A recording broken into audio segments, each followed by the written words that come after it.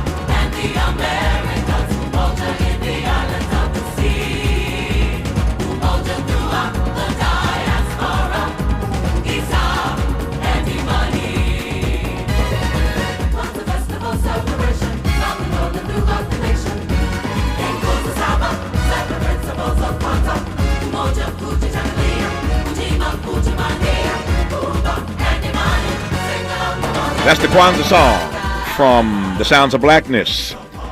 Love that track, and it's a great entree to our guest in this hour today, the Kwanzaa song from The Sounds of Blackness. We are pleased to have back on this program Dr. Maulana Karenga, noted professor and chair of the Department of African Studies at Cal State University, Long Beach. We know him, though, as, again, the creator of this grand tradition. And it's always our delight to be in conversation with Dr. Karenga. Doc, how are you today, sir? Fine. Good to be back on your program, Tavis. Always good, Tavis. Always good to be here with you and to discuss critical issues. It's always good to hear your voice, and there are a lot of critical issues I want to discuss. These are interesting times that we are living in. Some might even say dark and grim times that we are living in. I was just reading the other night, which I want to get your take on. So again, there's a lot to talk about in this hour, even beyond Kwanzaa. But I was just reading an article the other night about, and I printed it out so I could delve into it with you. I was reading an article that points out that recent research shows that there is a wider support for black nationalism. Something is happening in our culture, this study finds, that is underscoring, revealing a growing sentiment toward, not away from, but toward black nationalism. We'll unpack that Obviously, a lot of politics to talk about in this hour, given the moment that we find ourselves in.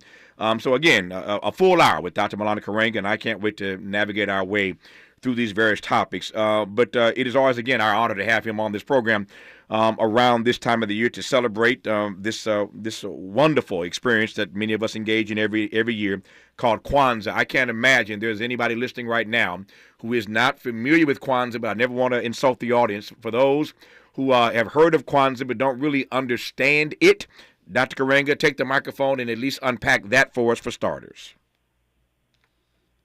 Yes. So Kwanzaa is a holiday, a Pan-African holiday that celebrates family, community, and culture. I created it in the midst of the Black Freedom Movement. And I created Kwanzaa for several reasons. Number one, to contribute to the Black liberation struggle. We were all in school at that time. I was at UCLA working on my doctorate. And comes to me this conversation that Dr. Mary McLeod Bethune had with intellectuals. And she said, knowledge is the prime need of the hour, but we want to know, what are you going to do with your knowledge? And she said, it's up to us who have knowledge to discover the dawn and then share that knowledge with our young people and the masses of our people who need it most. So I left school and I said, I want to build something that contributes to the struggle. Second, I wanted to reaffirm our rootedness in our African culture. And that was part of what we did in the 60s called Back to Black. Got to get back to ourselves. The first step forward is a step back. You know, in order for us to reflect, we always have to remember. There's no way to reflect seriously without remembering. If you can't remember, that's amnesia or Alzheimer's, and you cannot form a sentence or a thought. So we have to get back to ourselves, our beautiful self, our sacred and soulful self. Third, Kwanzaa was created in order to give us a time when we, as African people, could come together around the world, reaffirm the bonds between us, and meditate on the awesome meaning of being African in the world. What does it mean to be the fathers and mothers of humanity and human civilization?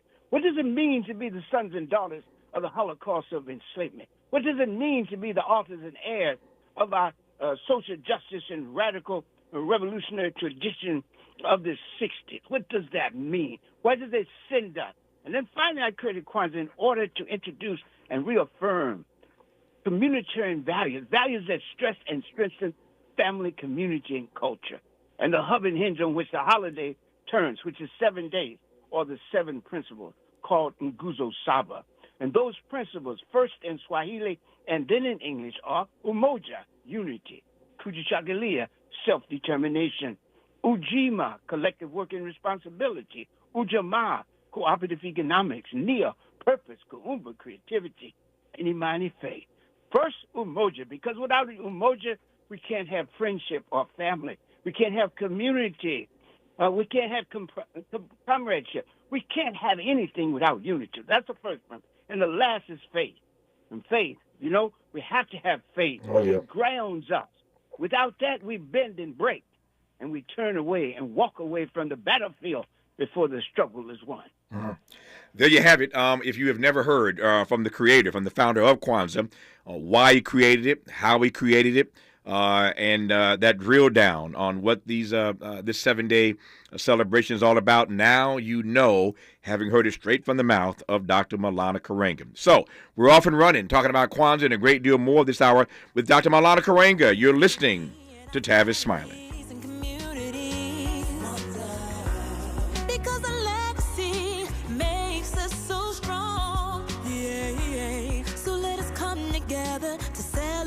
This season of Kwanzaa. It is Kwanzaa. It's time to celebrate and go so Saba on this day. From Lamert Park with love, this is Tavis Smiley. Make a move into a home of your own. With City National Bank's Ladder Up Home Loan Grant, you could receive up to $20,000 that you never need to pay back. Use it toward your down payment, save on closing costs, or to buy down your mortgage rate. Find out more at cnb.com/ladderuphome. City National, here for every stage of the journey. Property must be in a qualifying market in California, New York, or New Jersey. Additional terms and conditions apply. Not all applicants will qualify. Terms are subject to change without notice. City National Bank is an equal housing lender. Member FDIC. NMLS number 536994. The revolution will not be televised. This is Brother Cornell West. My dear brothers and sisters, I'm full of joy and delight to announce that I'm joining the precious family at KBLA Talk 1580, founded and led by my dear, dear brother Tavis Smiley himself. Yes, the name of the show is Truth Time, and I'll be working with the inimitable Nina Turner out of Cleveland, Ohio, sister of great vision, and we will be on weekdays at 12 noon. We will be following Brother Tavis Smiley's show. We will begin Monday, January the 6th. That's right, Monday, January the 6th. Get ready for a different kind of insurrection. We coming with Martin Luther King Jr. and Fannie Lou Hamer and Curtis Mayfield and Aretha Franklin, and gonna add a little Gil Scott Heron too, as Nina Simone sits at the center. That's right. The revolution will be live. That's what we gonna do. Please come with us on this fantastic voyage. The revolution will put you in the driver's seat. If you're living with dry age-related macular degeneration or dry AMD, you may be at risk for developing geographic atrophy or GA. GA can be unpredictable and progress rapidly, leading to irreversible vision loss. Now there's something you can do to slow it down and get it going slower. Izervay is proven to slow GA progression. Izervay gets GA going slower. Izervay or avacincaptad pagel is a prescription eye injection used to treat GA. Don't take it if you have an infection or active swelling in or around your eye. Izervay can cause eye infection, retinal detachment, or increased risk of wet AMD. Izervay may temporarily increase eye pressure. Your vision may be impaired after an eye injection or exam. Don't delay. Ask your doctor about Izervay today. Izervay gets GA going slower. Visit Izervay.com. That's IZERVAY.com. Less monologue, more dialogue. Tavis Smiley continues right now.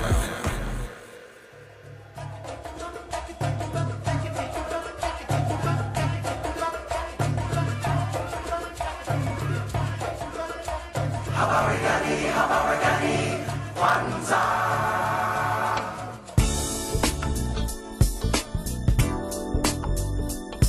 Oh yeah. Happy Kwanzaa. Happy Kwanzaa. Feel the joy as we sing of the love togetherness can surely bring emotion. Set the table, a matter strong. Thankful for the first fruits of the year. This day I light a candle just for you. Come join the party. It's a celebration. Karamu at Kwanzaa time of year. Red and yellow, black or white, yellow, it's alright. It's a celebration that shall last throughout the year. Happy Kwanzaa. Alright. Together there is so much we can do. It almost feels like a sin to step on Theodore Pendergrass. Teddy Bear. Turn that up, Miles. Teddy sounds good, man. Remembering times of old, tradition is the food that fills our souls. Yes, it does. Still the children are future of all our hopes and dreams. Let's teach them well. Let's teach them well. Come join the party. It's a celebration. Karamu at Kwanzaa time of the year. Red and yellow, black or white. Young or old, it's alright. It's a celebration that will last throughout the year. Happy You can't fade that bass line, Miles. That's a cold bass line. Teddy Bear singing about Kwanzaa. Dr. Malana Karenga created this holiday. He's the visionary founder behind it. And all these years later, the celebration continues and people are singing songs about it. Dr. Karenga, I can't imagine that you could have known all those years ago at UCLA, working on your PhD, when this idea came to you, that it would stick and be celebrated in this country and around the world, and you'd have artists like Teddy Pendergrass singing songs about it. You couldn't, Sounds of Blackness. You couldn't have imagined all this back then, man. Dr. Karenga, can you hear me? Check your mute button. You may have hit your mute button accidentally, Dr. Karenga. I did hit my mute There button. you go. Thank you for reminding me. I understand, brother. Did you hear my question? That's right. Did you hear my question? Yes, I did. You know I did. Yeah. You know I did. I've been waiting for you to come back. So, yes, I could not imagine. When interviewers ask me this, I always say this. I'm no prophet, so I couldn't predict the future. Wouldn't even dare. But I believe that if I could create something of value, of beauty and meaning, that black people would embrace it and use it to ground themselves, orient themselves, and direct their lives toward good and expansive end. And so that's why the principles are there, because the principles are the basis for our practice. And these are ethical principles in the sense that they build moral community we all want and deserve to live in harmony with each other, the first thing. You know, that's where we get peace, right? That's where we get justice, living in harmony, right? But we want to make sure that we always not only stress the community, but stress the person and in community. And that means self-determination, so that we have a diversity of voices, a diversity of opinions, a diversity of ways forward, but all of them operating in what we call operational unity. That is unity in diversity, unity without uniformity, but unity in principle, purpose, and practice. Yeah. And yes, it's a beautiful thing, Tavis, to see Kwanzaa celebrated on every continent in the world, throughout the world African community by millions of people. We put together a PowerPoint showing some of the countries, just some of the countries. And on every continent we have letters, email, cards, posters, etc., from these various places. So it's a great thing. And I give black people the credit. Of course, I give my organization, us, the first credit, who accepted it and said this is something. I give the movement credit, organizations like the East in Brooklyn, Haitiana in New Orleans, IPE in Chicago. Those organizations were so key to also, doing this. And, of course, the movement then finally accepted it and begin to use the principles as fundamental to all the documents they wrote. I was in the store the other day, and I was picking up something, and I walked down the aisle of the greeting card selection, and I looked over to my right, and there were all these Kwanzaa cards. I'm like, man, Malana Karenga did his thing, and it's just amazing to know somebody who created something like this years ago. They're still living, still doing. He is doing his work and witness his life and legacy continue. But just to see something that he started, that all these years later still has all this life and continues to grow, it's an amazing thing. And so I look forward to these conversations every year with Dr. Karenga around this particular season. Now, he has done what he always does. He starts talking, and then my mind starts going, and that's where the conversation jumps off. So let's jump into some other stuff that I want to talk about while we have you on. You just talked a moment ago about the fact that these are not just principles, but they are ethical principles. And it seems to me that we are living in a moment right now, Dr. Karenga, where we, how might I put it, we are witnessing the decay of our civilization. In many respects, I think we're witnessing the devolution of our culture. But by any definition, we are living in a moment where people are not so tethered to, as perhaps we once were, ethical principles. I wonder if you might just say a word about the value and the need, the necessity for all of us to have lives that are connected to immutable ethical principles. Yes. And that's why our faiths are so important. And that's why it's a challenge, Tavis, to all the traditions, all the faith traditions to stand up in this time. And some of the right-wing people are resisting their own doctrine, the best of their own doctrine, right? And turning their religion into a weapon of war, right? And even calling for genocide and committing it. So I think it's very important for us to be ethical. And I want to talk about this, that, you know, we live in dangerous, difficult, and demanding times.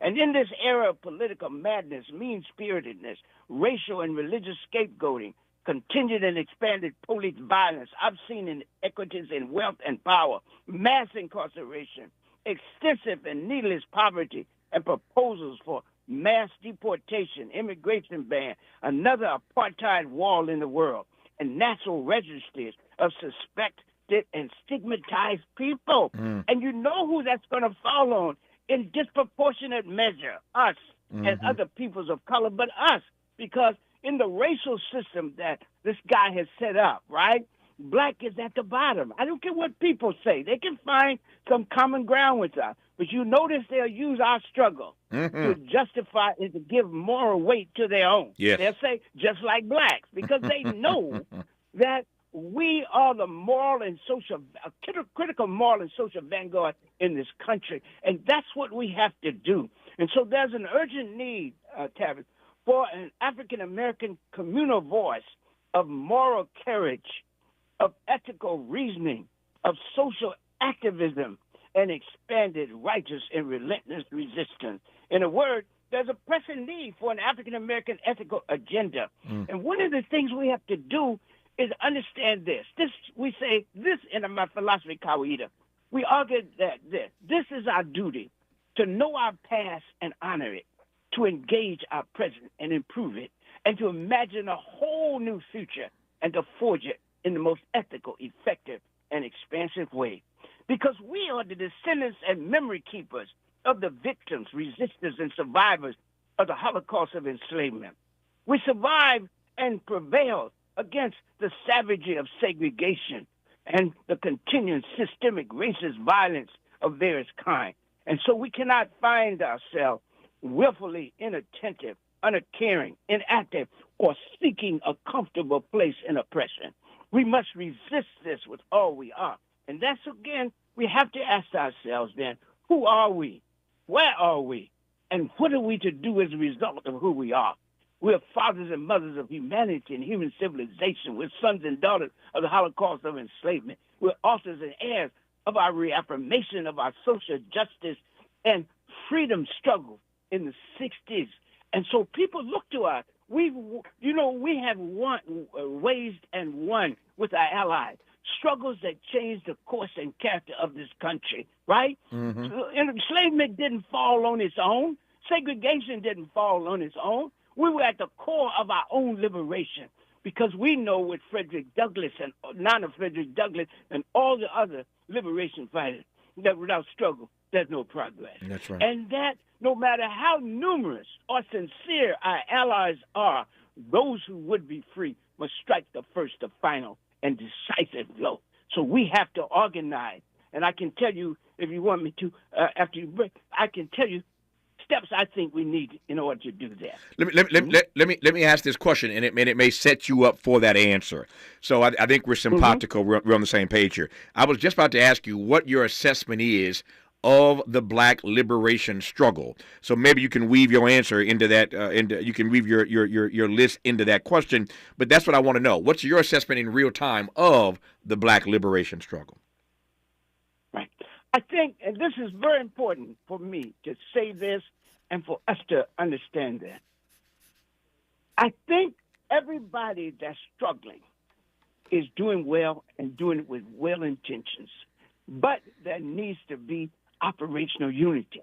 We need a national structure and process, the way we had during the Black Freedom Movement. And I want to talk about the Black Freedom Movement because that's what we've got to wage. We can't seek comfortable places in oppression. We can't do that. We can't have individual ascension and think if we have a president that's black that's going to solve our problem. It won't. Mm-hmm. First of all, we as Anna Junior Cooper said, we can never assume that individual ascension means the advancement of the masses.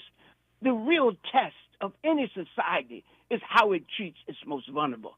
And all of our faith, yours, mine, and all the people listening, all of our faiths tell us we measure the moral quality of any society by how it treats its most vulnerable. And therefore, from the most ancient texts in Africa, we are taught we must bear witness to truth and set the scales of justice in their proper place, especially among the most vulnerable.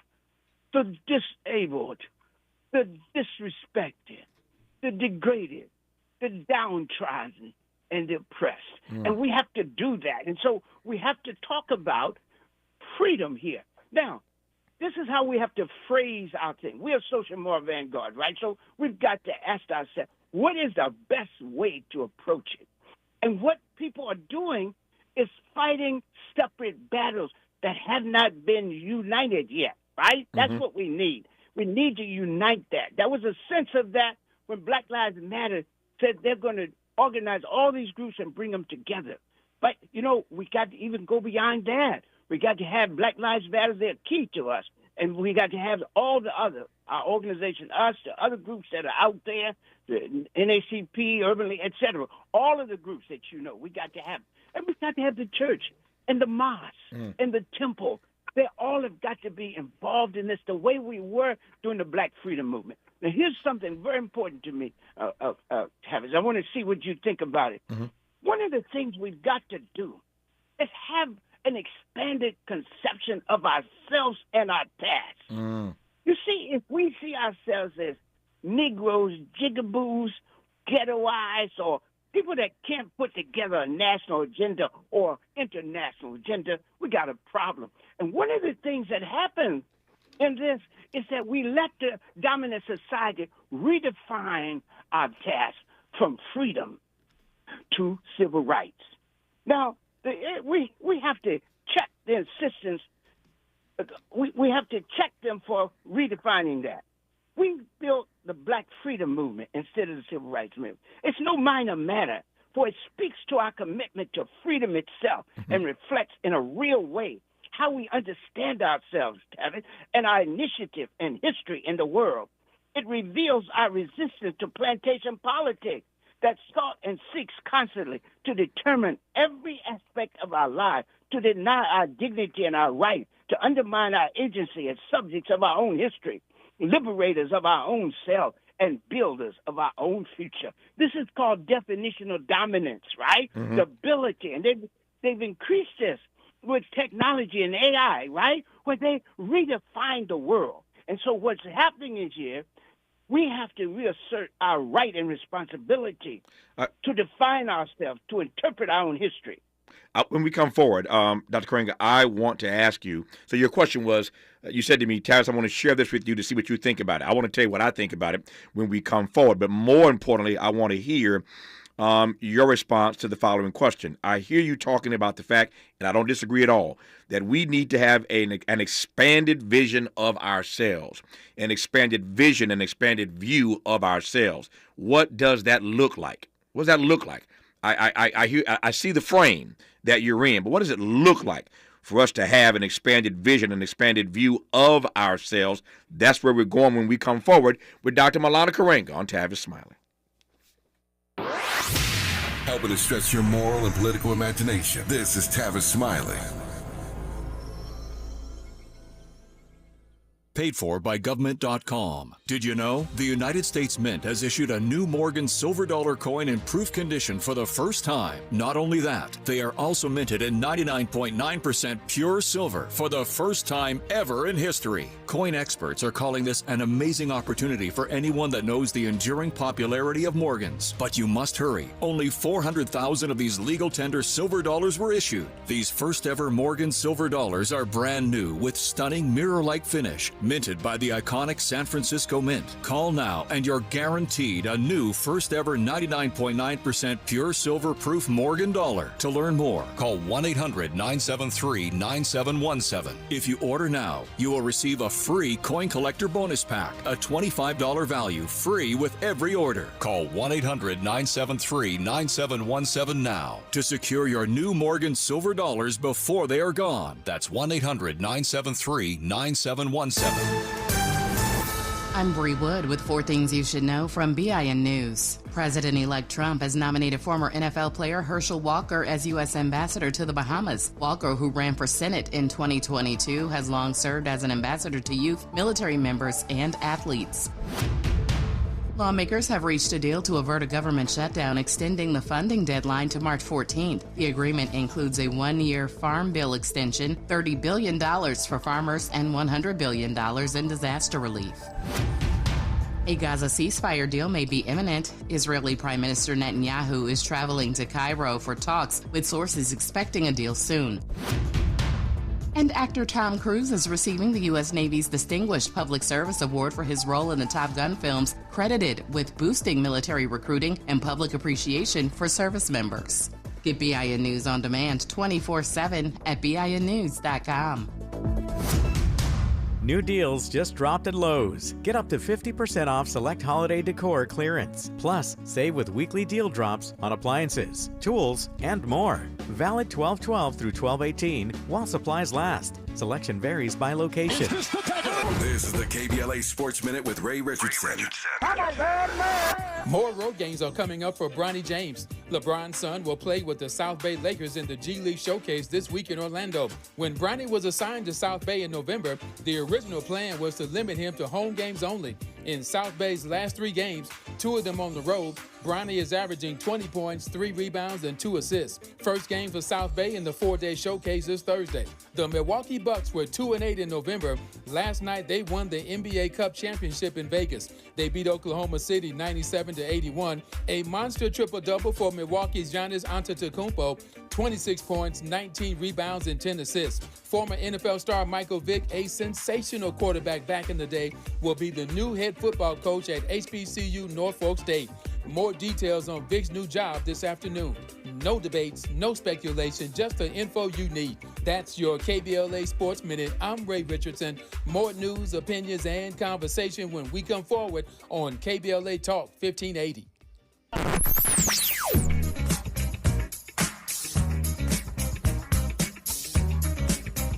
This is KBLA Talk 1580.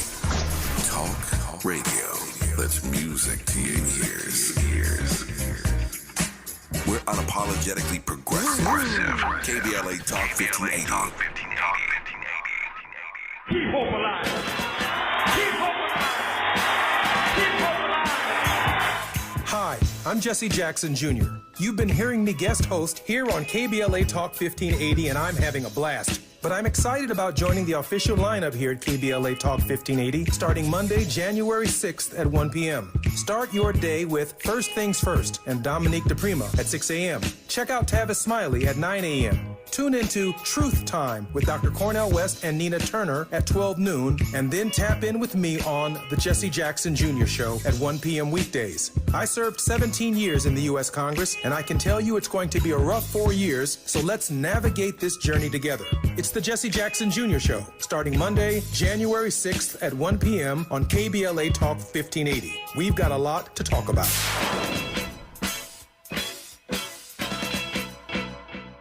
We're thrilled to announce that the Dear Future Wifey podcast is now available on the Urban One Podcast Network. This show, hosted by Latiris R. Whitfield, explores the journey of discovering and rediscovering love and relationships. With over 500,000 subscribers on YouTube, Dear Future Wifey has become a prototype for discussions about love and relationships. Learn how to rediscover love, heal, and have faith in relationships. Go to urbanonepodcast.com or wherever you get your podcasts.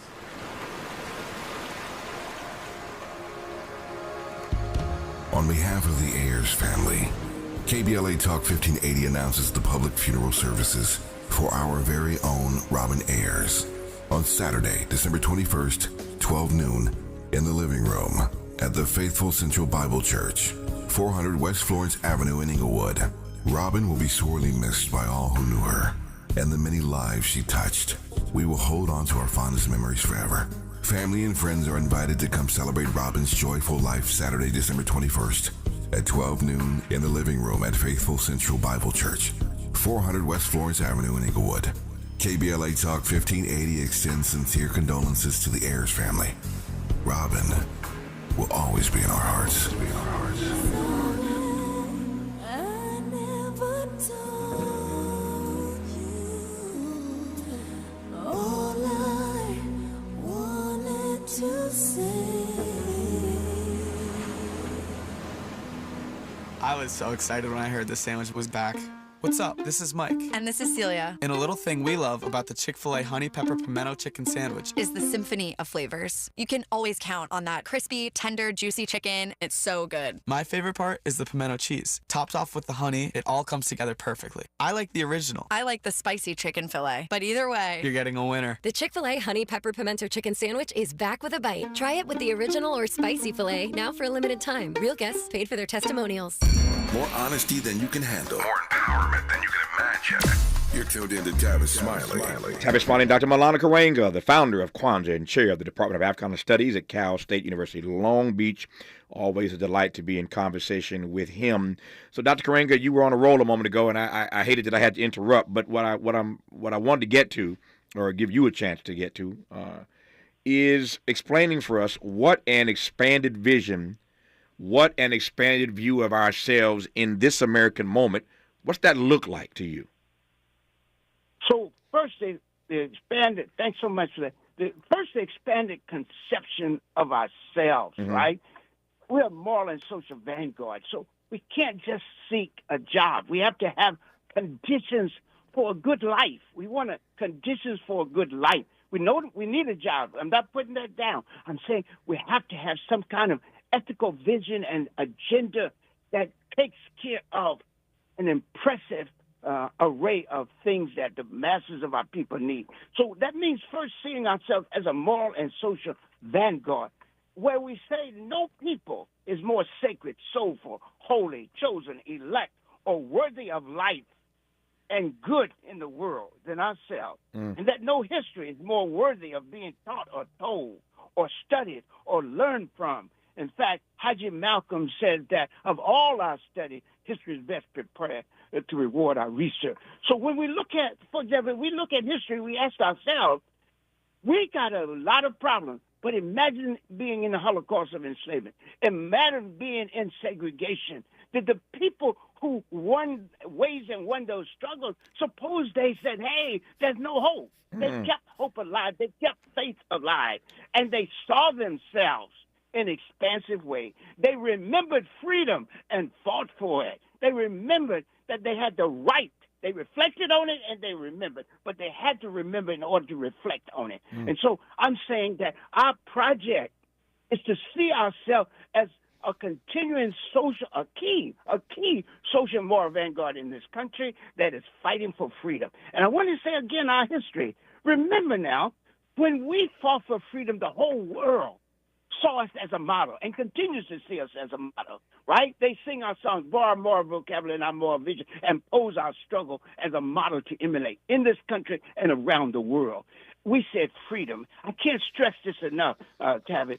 We consciously called our movement the Black Freedom Movement and demanded what? Freedom now. Not civil rights now. We composed and sang freedom songs, not civil rights songs. We built freedom schools, not civil rights schools. And we risked our lives on freedom rides, not civil rights rides.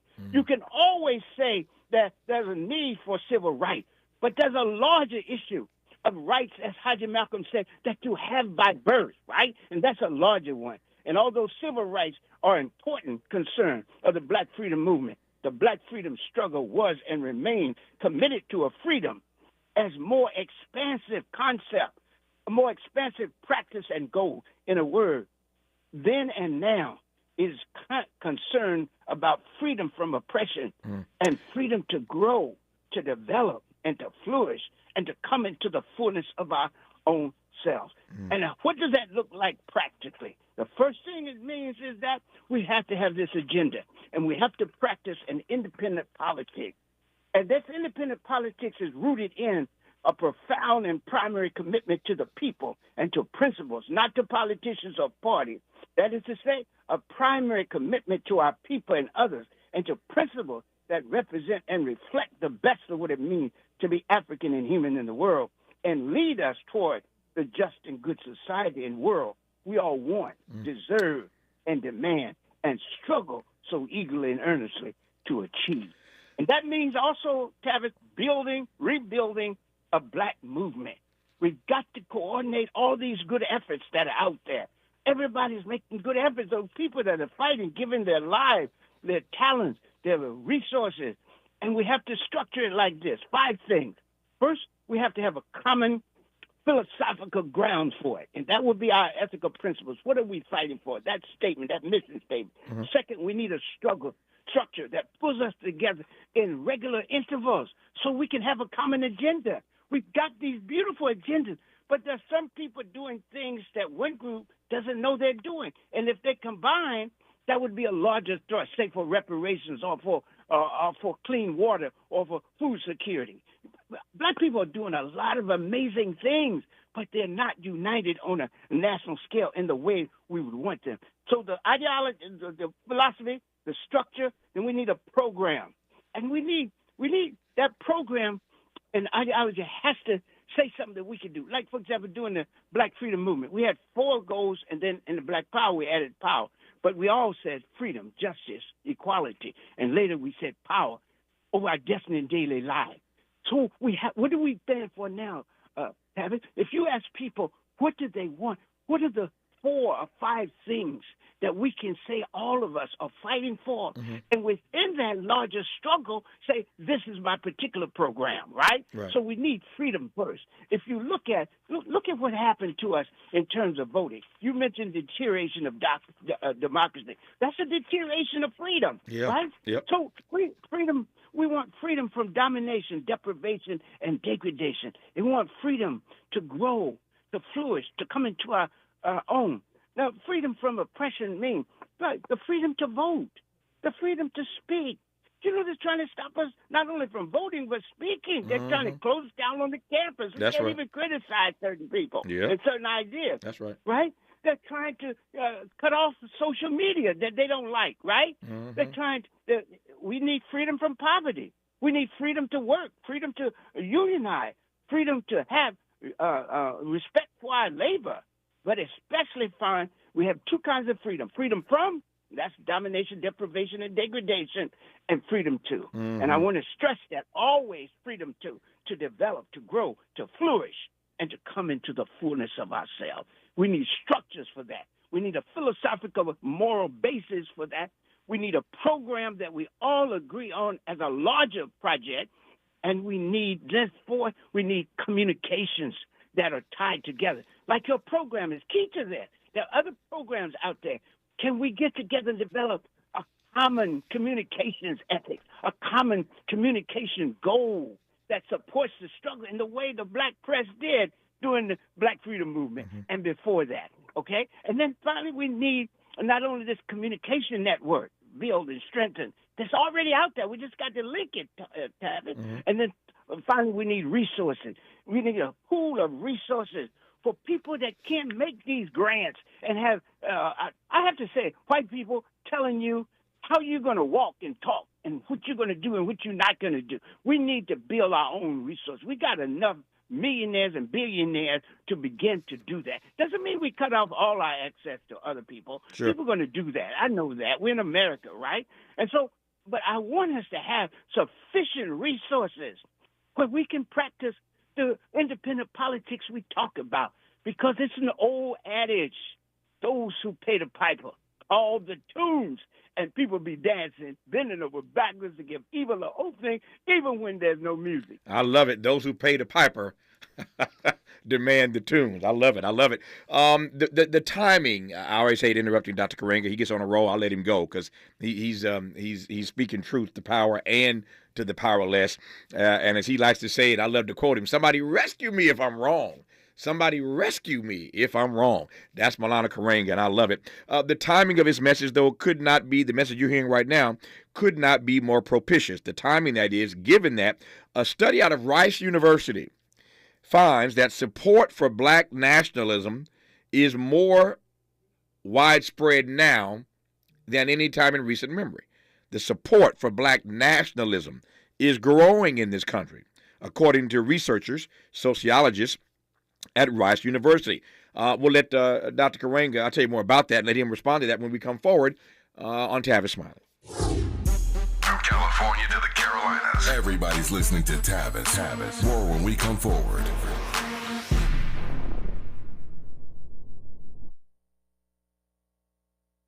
We asked seniors how to prevent Medicare scams. My best advice, if you get a phone call, do not talk to the person. These people are well trained. Don't talk to them. They don't know me. They're just trying to scam me. Don't be fooled. Hang up. Just hang up. Never give out your Medicare number. They're going to get your number to put in a false claim. If I get a call from someone, I don't pick up the phone. And should I pick up the phone and they ask for information, then I hang up. How do you detect Medicare fraud? Just like I check my credit card statements, I check my Medicare statements monthly. Scammers can get a hold of your number, order medical devices through your account, and you're not even going to know about it if you don't look at your statement. Check your statement every month. If you get your statement and you see something that you know you did not have done, you report it. Call your senior Medicare Patrol. To report Medicare fraud, call the Senior Medicare Patrol at 855-613-7080. Our daughter Jessie loves playing detective. A clue. But since we discovered she has sensitive skin, we've been playing detective too. We thought the problem was our puppy. But it was actually our old detergent. Aha. So we switched to Tide Free and Gentle. Tide cleans better than the leading competitive free detergent, and it doesn't leave behind irritating residues. Plus, Tide Free and Gentle has no dyes or perfumes, so it's gentle on her skin. Case closed. If it's got to be clean, it's got to be Tide Free and Gentle. Somebody bring out the confetti, baby!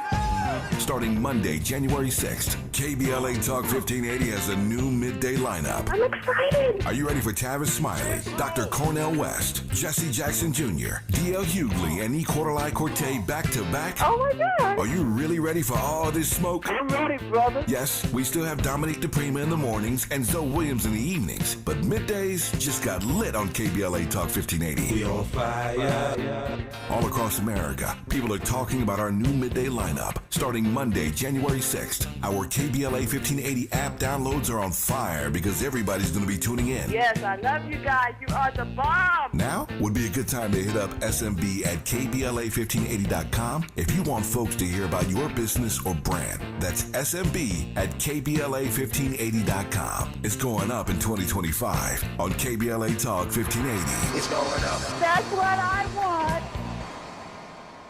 You can do it all by yourself, baby girl. What's your name? Let me talk to you. Let me buy you a drink. Spilled your drink? Quick, the quicker picker-upper. Bounty picks up spills quicker. And each sheet is 2 times more absorbent, so you can use less than the leading ordinary brand. So you can get back to your night. Bounty, the quicker picker-upper. Helping to make you the most knowledgeable person in your circle of friends. This is Tavis Smiley. Tavis Smiley and Dr. Milana Karenga, the founder of Kwanzaa. And we are in that season now, and so always delighted to have him on this program around this time of the year. You will never hear Milana Karenga. I've never heard Milana Karenga anywhere where he's not preaching, not sharing a message of black liberation, of black nationalism.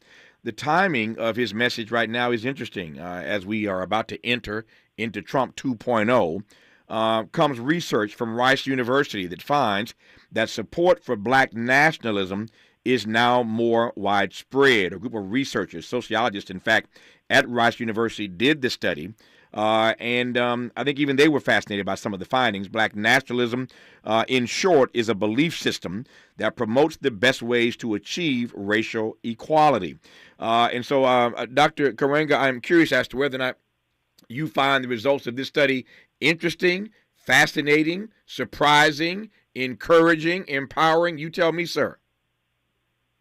No, appreciate what you've said, if I understand correctly what you asked, Tavis.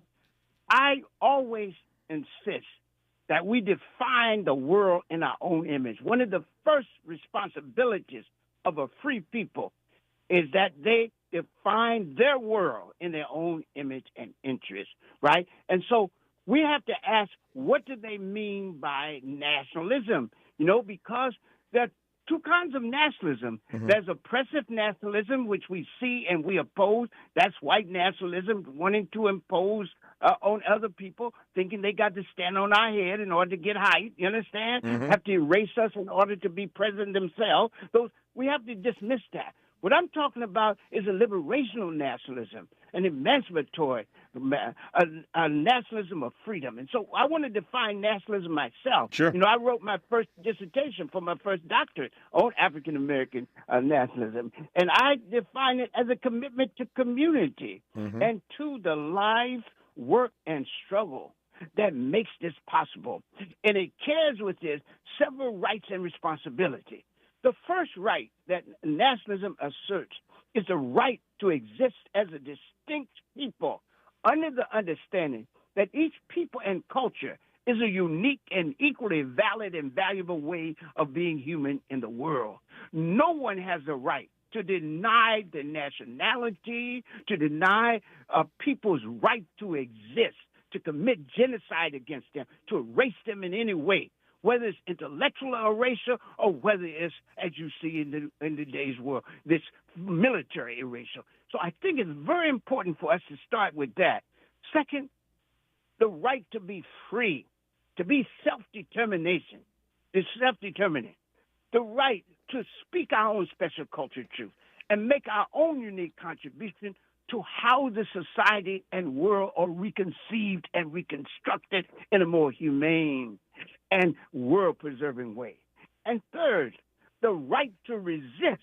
No, the right and responsibility. All of these are rights and responsibility. Sure. The right and responsibility to resist all forces and all systems that would threaten, attack, or seek to deny or diminish this right to be ourselves.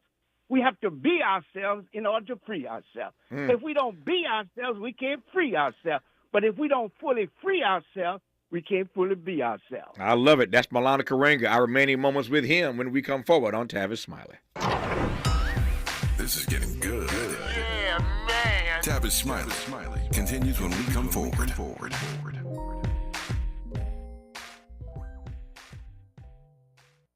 If you're like me, 60 and retired, making ends meet, especially here at the supermarket and drugstore, is tough. I'm so blessed to have found benefitscheckup.org. It's a free and confidential website from the National Council on Aging that connected me to $1,200 a year in programs that help pay for food, medicine, utilities, and more. Maybe it can help you. benefitscheckup.org. You know where you want to go in life, and City National Bank can help. City National knows the dedication it takes to build your vision for the future into a reality, and our team is here for you. We have a wide range of options to help, from personal savings accounts to interest-bearing money market savings accounts and more, all designed to help you get where you want to go. City National, here for every stage of the journey. Learn more at cnb.com. City National Bank is a subsidiary of Royal Bank of Canada, member FDIC. KBLA Talk 1580. We've got a lot to talk about. Imagine a Los Angeles where everyone can thrive, where communities have access to the resources they need to succeed. That's the vision of Detours Mentoring Group, Inc. They're dedicated to improving life in LA County by providing educational support, employment assistance, and spaces for community engagement. By 2050, they want LA to be the best place to connect, create, learn, live, and play. They're working toward an education system that's well-resourced and culturally responsive, becoming a hub for artists and innovators, and making sure everyone has access to healthy food, quality healthcare, and safe housing. It's about building a future where we all have the chance to succeed. We invite you to learn more about their mission and get involved with Detours Mentoring Group, Inc. This is a community call to action from KBLA Talk 1580. KBLA Talk 1580. We've got a lot to talk about. KBLA Talk 1580 reminds you, when we fight, we win. The Youth Justice Coalition is challenging America's addiction to incarceration and discrimination. YJC works to dismantle policies leading to mass incarceration, law enforcement violence, and the school-to-prison pipeline. Their approach, transformative justice, community intervention, free LA high school, legal defense, and system monitoring. YJC promotes safety without relying on prisons. Their goal, prevent system contact and help people exit the system through direct action, advocacy, and education. Want to get involved or need help? Call 323-235-4243. That's 323-235-4243. Join YJC in creating change. When we fight, we win. KBLA Talk 1580, your voice for justice. This is a community call to action from KBLA Talk 1580.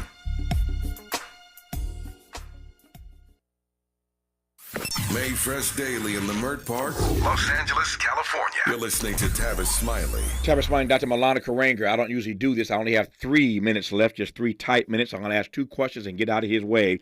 I've enjoyed this rich dialogue. Number 1, what is the theme for Kwanzaa this year? And number 2, what does black resistance look like over the next 4 years, Dr. Karenga? Yes. So quickly, the theme this year is celebrating Kwanzaa in difficult and demanding times, lifting up the light that lasts. And those are our moral and spiritual values. And what it looks like is continuous struggle.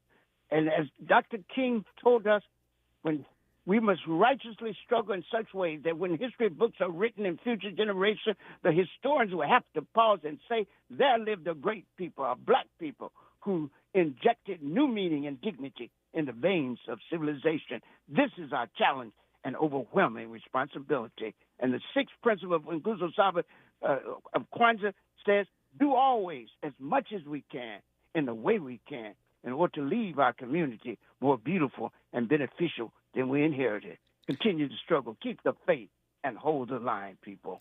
Love and respect our people and each other. Seek and speak truth. Do and demand justice.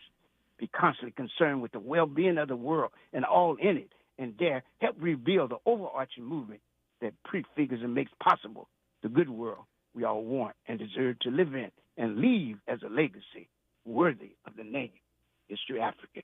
Practicing Nguzo Saba. I was about to ask a question. There's nothing else to ask. He has closed and dropped the mic, and we're going to leave it right there. As my big mama said, we're going to leave it where the good Lord done flung it. Dr. Karenga closed it out just as he needed to, and I'm done. Dr. Karenga, always, sir, an honor to have you on this program. Let me just say once again, thank you for your vision. The Bible that I read says where there is no vision, the people perish. You had a vision all these years ago at UCLA of what Kwanzaa could be, and I'm just amazed and humbled every year at all that it has become thanks to your stepping out in the way that you did. So thank you on behalf of all of us who celebrate Kwanzaa every year around this time. I wish you all the best and happy holidays to you, my friend. We'll talk soon. Same here. Blessings without number and all good things without end to you also. Thank you, Dr. Karenga. That's it. 3 hours. Back here tomorrow to do it all over again. Until tomorrow. Thanks for tuning in to Tavis Smiley. And as always, keep the faith.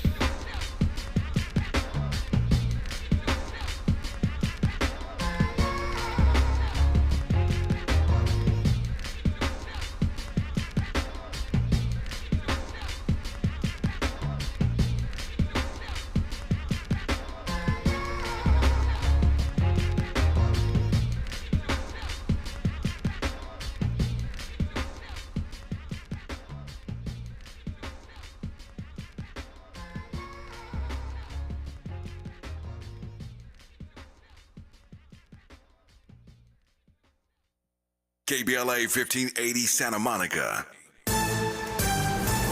I'm Bree Wood with 4 Things You Should Know from BIN News. President-elect